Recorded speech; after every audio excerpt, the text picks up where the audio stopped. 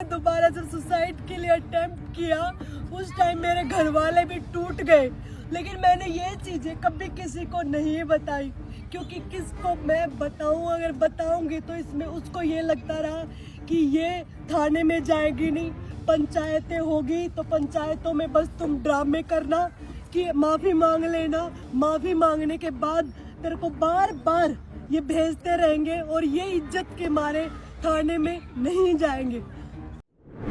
हरियाणा की champion boxer Sweety बुरा और उसके पति दीपक हुड्डा के बीच घरेलू विवाद अब और ज्यादा गहराता हुआ नजर आ रहा है। स्वीटी बुरा ने हिसार में अपने पति दीपक हुड्डा के खिलाफ घरेलू प्रताड़ना और दहेज का मामला दर्ज करवाया है। इसके साथ साथ उसने तलाक की याचिका भी डाली है। दूसरी ओर बता दें कि दीपक हुड्डा ने यहां पर स्वीटी बुरा पर अवैध संबंधों का आरोप लगाते हुए एक शिकायत दर्ज करवाई है। दीपक हुड्डा की तरफ से दावा किया गया है कि स्वीटी बुरा का एक्स्ट्रा मैरिटल अफेयर चल रहा था, जिसको लेकर घर में रोज विवाद होता था। दरअसल ऐसे में फ्रॉड का मामला भी दर्ज दीपक हुड्डा की तरफ से करवाया गया है। यही नहीं रुके दीपक हुड्डा, उन्होंने कहा कि 15 मार्च को हिसार में महिला पुलिस थाने में सुनवाई के दौरान स्वीटी बुरा, उनके पिता महेंद्र सिंह और इसके अलावा अन्य जो सहयोगी उनके साथ आए थे, उन्होंने पुलिस के सामने ही मेरे साथ मारपीट की है। इस पूरी घटना के बाद स्वीटी बुरा ने एक प्रेस कॉन्फ्रेंस बुलाई है और प्रेस कॉन्फ्रेंस में किस तरीके से दीपक हुड्डा पर गंभीर संगीन आरोप लगा रही हैं, सुनिए जरा। छुपाया है कि वो इनकम टैक्स की चोरी कर रहा है। मेरे माँ बाप इतने पढ़े लिखे नहीं है, बिल्कुल उसने अपना जो मेरे भाई बहन उस टाइम 17-18 साल के थे, उस टाइम उसने बैंक अकाउंट में उनका टैक्स बचाने के लिए ट्रांसफ़र करता था पैसे, सैलरी दिखाकर। किसी को वो दिखाता था कि ट्रेनर, किसी को अपना कर्मचारी दिखाकर उसने पैसे डलवाए हमारे अकाउंट में, और उसने वो पैसे वापस भी ले लिए निकलवा कर। और कुछ पैसे उसने ऑनलाइन जैसे ट्रांजैक्शन कहीं उसके रिश्तेदारों में कहीं उसमें उसने वो वापस पैसे लिए हैं, जिसका रिकॉर्ड मेरे पास बैंक खातों में भी है। और फिर वही इंसान हमारे ऊपर इल्ज़ाम लगा रहा है कि हम पैसे उसके खा गए, ऐसा कुछ मेरे पापा के ऊपर और हमारे ऊपर। क्योंकि मेरे पापा इतने पढ़े लिखे नहीं थे, ब्लाइंड फेथ करते थे। अब कोई सैलरी डालता है हमारे अकाउंट में, टैक्स तो हमें भी देना पड़ेगा ना सैलरी का। मेरे पापा के अकाउंट से, मेरी माँ के अकाउंट से, मेरी भाई बहन के अकाउंट से हम उसकी जो वो सैलरी डालता था उसका टैक्स भी हम भरते थे, और जबकि टैक्स हम अपनी पॉकेट से भर रहे हैं और उसको सारा पैसा जा रहा था, लेकिन उस चीज़ से हम अनभिज्ञ थे। मेरे मम्मी पापा को इस चीज़ की नॉलेज ही नहीं थी कि ये किस चीज़ की क्या चीज़ें हो रही है, क्योंकि उसके ऊपर बिल्कुल ब्लाइंडली फेथ करते थे। तो ये एक मैटर था। दूसरा वो इल्ज़ाम उसने जो लगाया मेरे ऊपर और मेरे परिवार के ऊपर संपत्ति हड़पने का, मैं उससे ये सवाल करती हूँ, सबको ये लगता होगा कि बहुत बड़ा प्लेयर है, उसके पास अरबों की संपत्ति होगी। मैं आपको बता दूं, जब मैंने उस इंसान का हाथ पकड़ा था तो उसके पास उनके घर में टॉयलेट तक नहीं था, उसके पास संपत्ति के नाम पर पुश्तैनी कोई भी संपत्ति नहीं थी। एक किला, अपने भैया हरियाणवी भाषा में जो बोलते हैं, एक दौरा भी पूरा को नहीं उसका दौरा है। संपत्ति क्या की खागी मैं उसकी और मेरा परिवार, कोई पूछने वाला हो उस इंसान से। और उसके जो पैसे आए वो हमने, मेरे पास सारे लीगल डॉक्यूमेंट है और सारी ट्रांजैक्शन है, इसमें लिखा हुआ है, हर एक जो ट्रांजैक्शन हुई उसमें लिखा हुआ है कि क्या क्या पैसे आए, क्या क्या पैसे गए उसके खाते में। और सारी ट्रांजैक्शन मैं कल इस मेरे ऊपर ये बगैर जांच किए हुए रोहतक में केस को फाइल किया गया मेरे खिलाफ। पहले वो मैंने अपना यहाँ 11 तारीख को मैं मिली थी हमारे हिसार एसपी से। मैं आपको पहले प्लाट की क्लैरिफिकेशन दे देती हूँ, क्योंकि मैं थोड़ा सा मैं बता रही हूँ कि मैं भूल जाती हूँ, ट्रैक से थोड़ा निकल जाती हूँ। तो मैं प्लाट के बारे में बताती हूँ आपको। जो बोल रहा है कि मेरा प्लाट धोखे से नाम करवाया, मैंने कौन सा धोखे से नाम करवा लिया? प्लाट भी आज भी उसी इंसान के नाम पर है। वो प्लाट, आधा प्लाट उसके नाम पर है और आधा प्लाट मेरे नाम पर है, जो कि मैंने शादी से पहले 2018 में मैंने खरीदा था। शादी के बाद नहीं खरीदा था कि जो उसकी संपत्ति होगी ऐसा नहीं है। एज ए वाइफ मैंने उसकी कोई संपत्ति पर कभी कोई अधिकार, मैंने 100 रुपए भी कभी उस इंसान से नहीं लिए हैं। मैं आपको बता दूं, उस इंसान का मैंने 2018 में जब मैंने प्लाट लिया, मेरे प्लाट की सारी ट्रांजैक्शन मेरे खाते से की हुई है, वो खाता भी यहाँ पर है, उसकी सारी डिटेल मैंने रोहतक पुलिस को भी दी हुई है। तो वो प्लाट के पैसे मैंने दिए हैं, तो वो प्लाट आधा उसका कैसे हो गया? और बात जहाँ आती है धोखे की, तो मेरे प्लाट पर उस इंसान ने 67 लाख रुपए का, हमने टोटल का वो प्लाट लिया था, उसका 33.5 लाख उसके रुपीस थे। 33.5 लाख रुपए देकर वो आदमी मेरे से बगैर बताए, मेरे से साइन करके, गुड फेथ में साइन करवा कर 80 लाख रुपए उसने HDFC बैंक से लोन ले रखा, वो मेरे को बगैर बताए, और धोखा मैंने कर दिया। अब ये बताइए मैंने कैसे धोखा कर दिया? प्लाट मेरा होने के बावजूद भी उसने मेरे को गारंटर बनाकर गुड फेथ में साइन करवाकर 80 लाख रुपए वो इंसान, उसने 67 लाख रुपए का टोटल, जिसमें से 33.5 लाख रुपए उसने दिए हैं, और जो उसके नाम भी है। तो धोखा मैंने कैसे कर दिया? मैं पूछती हूँ उससे, कैसे मैंने धोखा कर दिया? धोखा मेरे साथ किया उसने बगैर बताए। 80 लाख रुपए आज भी वो लेकर बैठा हुआ है उस पे, और ये सारी ऑन रिकॉर्ड डॉक्यूमेंट्स के ऊपर मैं बातें बोल रही हूँ। और जहाँ अपने रिश्तेदारों के उसने जो पैसे लिए हमसे, जो उसके रिश्तेदारों के दोस्तों के खातों में ट्रांसफर करवाए हैं, जो पैसे उसने सैलरी के नाम पर मुझे दिए हैं, कैश भी लिए हैं उसने। मैं कैश के अलावा आज भी मैं उस इंसान से ऑन रिकॉर्ड 20 से 30 लाख रुपए ऑन रिकॉर्ड भी मांगती हूँ। लेकिन उसने क्या किया, मेरे को बदनाम करने के लिए ऑन कि मीडिया में कुछ भी बोल दो, आपको है ना, आपको कोई भी सबूत देने की जरूरत नहीं है। उसने ये सोचा ताकि वो मेरे को बदनाम कर सके। और आजकल उसने अपना यूट्यूबर्स को बोलकर इनडायरेक्टली वीडियोस डलवा रहा है, कैंपेन चलवा रहा है। आजकल वो झंडे लेकर खड़े हैं कुछ कि आजकल तो लड़कियों का काम हो गया है एलुमनी के लिए तलाक मांगती है।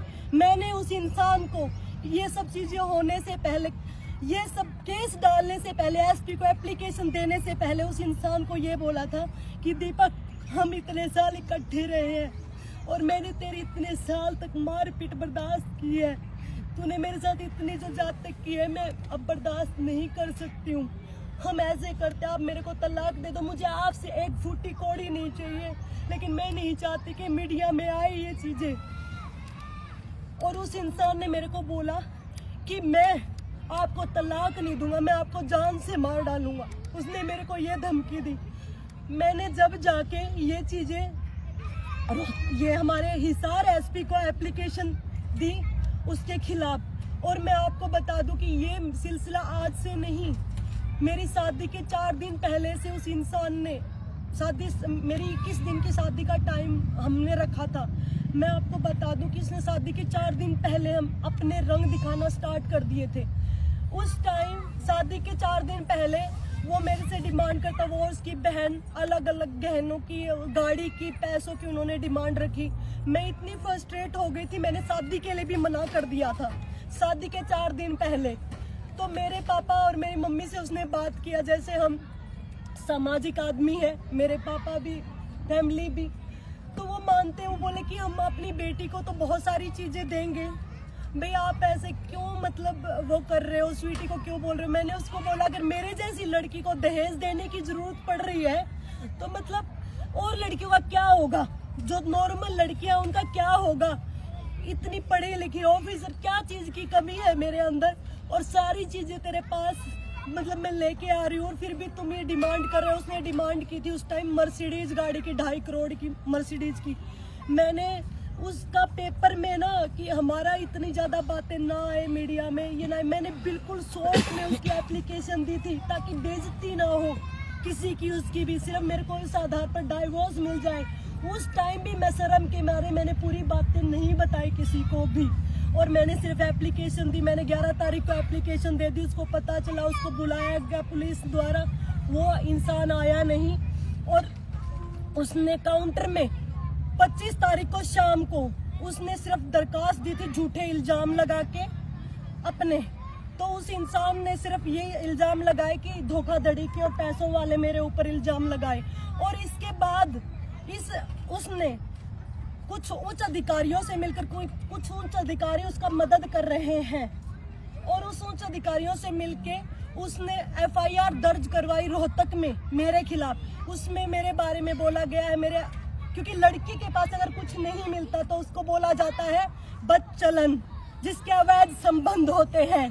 मेरी इज्जत जो मुझे पूरी दुनिया से, पूरे संसार से, पूरी मटेरियल चीज़ों से प्यारी थी, तो उस इंसान ने मुझे वहाँ पिंच किया। उसको पता था कि मेरे को पैसे से कोई फर्क नहीं पड़ता, मेरे को किसी चीज़ से, कोई मटेरियल चीज़ों से फर्क नहीं पड़ता, मुझे तोड़ा जा सकता है। तो सिर्फ और सिर्फ मेरे कैरेक्टर के बारे में बोल के और मेरे परिवार के बारे में बोल के, तो उसने मेरे परिवार के ऊपर झूठे आरोप लगाए। मेरे परिवार के बारे में, मेरी बहन के बारे में बोला कि 2 बैग मेरी बहन भर के घर से लेके गई और मैंने चाकू से उसका सिर फोड़ दिया, चाकू से उसका सिर फोड़ दिया। कंप्लेन में उसने ये चीज़ लिखवाई है। सोते सोते मैं पागल हूँ जो मैं चाकू से उसका सिर फोड़ दूँगी। चाकू से या तो घाव होते हैं और कहाँ वो मेडिकल है, कहाँ वो पुलिस ने झूठी जो एफआईआर जो दर्ज की है। कोई भी अगर किसी से पैसे मांगता है तो रिकवरी सूट के लिए डाला जाता है, लेकिन उसने कुछ नहीं किया। पुलिस ने मेरे खिलाफ एफआईआर दर्ज की।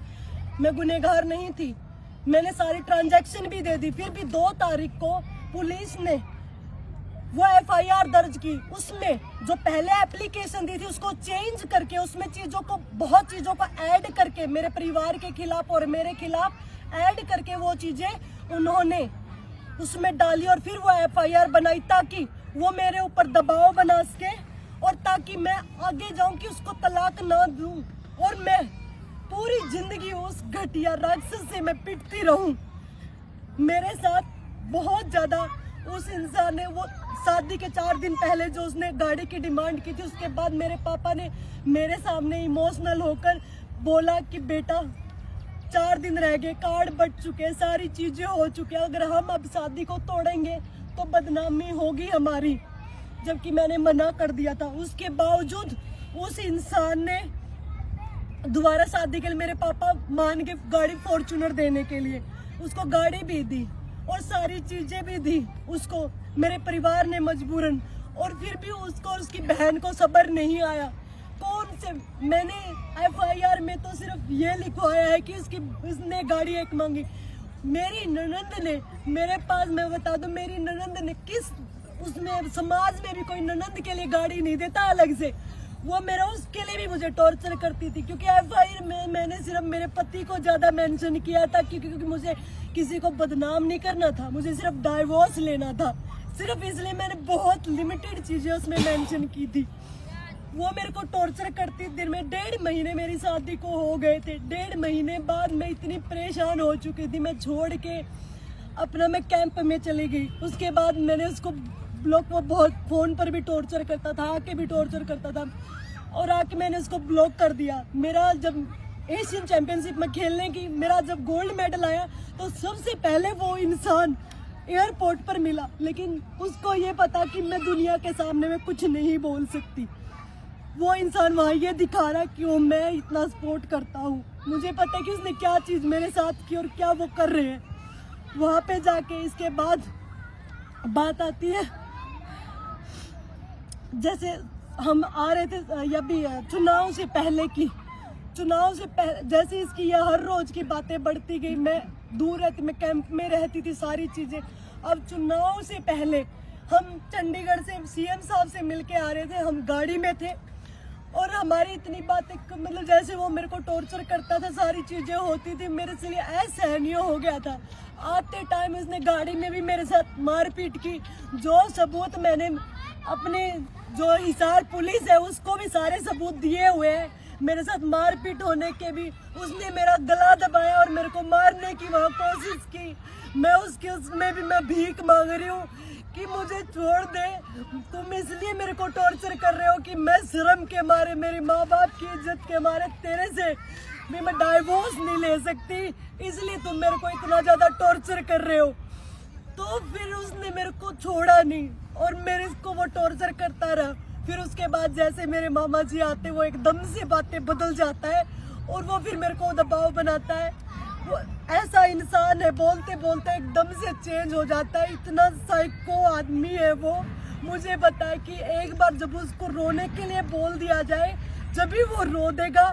जब उसको उसे रोते रोते हंसने के लिए बोल दे, रो के हंसता रहता है। मेरे को मार मार के वो आदमी हंसता था। मुझे नहीं पता, मुझे नहीं लगता कि कोई नॉर्मल इंसान किसी को दर्द देके खुश होता होगा। मुझे नहीं लगता कोई, क्योंकि नॉर्मल इंसान किसी के दुख में दुखी होता है, सुखी नहीं होता है, हंसता नहीं है। वो मेरे को मार मार के हंसता था। तो चुनाव से पहले जो चंडीगढ़ से हम आ रहे थे, उसने मारपीट की। मैंने जाने से घर वालों को सख्त मना कर दिया था। और मैं आपको बता दूं, उससे पहले 2022 में मैंने सुसाइड अटेम्प्ट किया था उस इंसान से, इतनी परेशान होकर। और उसके बावजूद भी फिर भी मैं उस इंसान के साथ रही, क्योंकि मेरे घर वालों का दबाव इतना ज्यादा था मेरे ऊपर कि मेरे घर वाले ये बोलते थे, कोई नहीं बेटा बसा ले, कोई नहीं, आदमी सुधर जाते, नहीं वो होगा, कोई बात नहीं बेटा। पंचायतें हुई, हजारों पंचायतें हुई हमारी। और उन पंचायतों में हमेशा मेरे को बोला जाता था कि मैं ना बोलूं। मैं चुप भी रही। मैंने उसके जुल्मों के खिलाफ आवाज उठाना भी बंद कर दिया। मैं बैठकर कोने में मैं माता रानी का नाम लेती रहती ना, तब भी वो इंसान मुझे छोड़ता नहीं था। तब भी मुझे बुरे तरीके से मारता था। एक चाय पीती थी ना, उससे आवाज आ जाती। जब भी वो इंसान मुझे बुरे तरीके से मारता था, वो ऐसा इंसान, मुझे नहीं लगता कि कोई नॉर्मल इंसान ऐसे किसी के साथ जाती कर सकता है। ये सब चीजें मैं बर्दाश्त करती रही, ये, और मेरी बर्दाश्त की सब चीजें बाहर हो गई। इलेक्शन के बाद अभी 27 तारीख को भी, और उससे पहले मारपीट मेरे साथ हुई, तो मैं सब चीज़ों से मैंने सुसाइड अटेम्प्ट किया और उसमें मैं बच गई। और मेरे घर वालों ने मेरे को बोला कि अगर तुम मर गई तो हमारे पास अब क्या है। तो उन्होंने बोला कि कोई नहीं बेटा, तू छोड़ दे, अब हम तेरे को कुछ नहीं कहेंगे। इलेक्शन से पहले मेरे घर वालों ने मेरे को ये बोलकर भेजा था कि अब उन्होंने, उसके दोस्तों ने और उसने और जो पंचायती जो आदमी थे, उन्होंने मेरे को विश्वास दिलाया कि ये तेरे साथ मारपीट नहीं करेगा।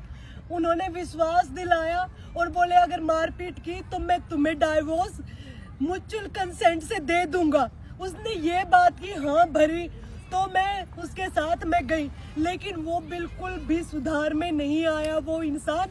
उसने वही रवैया रखा। और मैंने दोबारा जब सुसाइड के लिए अटेम्प्ट किया, उस टाइम मेरे घर वाले भी टूट गए। लेकिन मैंने ये चीज़ें कभी किसी को नहीं बताई, क्योंकि किसको मैं बताऊं, अगर बताऊंगी तो इसमें उसको ये लगता रहा कि ये थाने में जाएगी नहीं, पंचायतें होगी तो पंचायतों में बस तुम ड्रामे करना कि माफ़ी मांग लेना, माफ़ी मांगने के बाद तेरे को बार बार ये भेजते रहेंगे और ये इज्जत के मारे थाने में नहीं जाएंगे। तो उस इंसान ने, उसके लिए मैंने 11 तारीख को हमारे एसपी हिसार को बोला, सर मुझे इस इंसान के साथ नहीं रहना, मुझे इससे एक फूटी कौड़ी नहीं चाहिए, मुझे चाहिए तो इससे एक तलाक, और जो मेरा सामान है मुझे सिर्फ मेरा सामान चाहिए, मुझे इससे कुछ भी नहीं चाहिए जो मैं लेके गई हूँ। वो सामान की मैंने लिस्ट भी आधी दी हुई, मैंने वो भी पूरा नहीं दिया हुआ, मैं आपको बता दूं। मैंने सिर्फ ये चीज़ बोली और मेरे को 1.5 महीना हो गया, मेरी इसके ऊपर कोई कार्रवाई नहीं हुई। तो सुना आपने, ये स्वीटी बुरा है जो अपने पति दीपक हुड्डा के ऊपर गंभीर आरोप लगाते हुए नजर आ रही है। उनका कहना है कि दीपक हुड्डा निहायत ही एक कसाई किस्म का आदमी है जो मेरे साथ पिछले 3 सालों से लगातार प्रताड़ना कर रहा है। फिलहाल इस खबर में इतना ही। देश दुनिया से जुड़ी तमाम बड़ी खबरों के लिए देखते रहिए SPN 9 न्यूज़।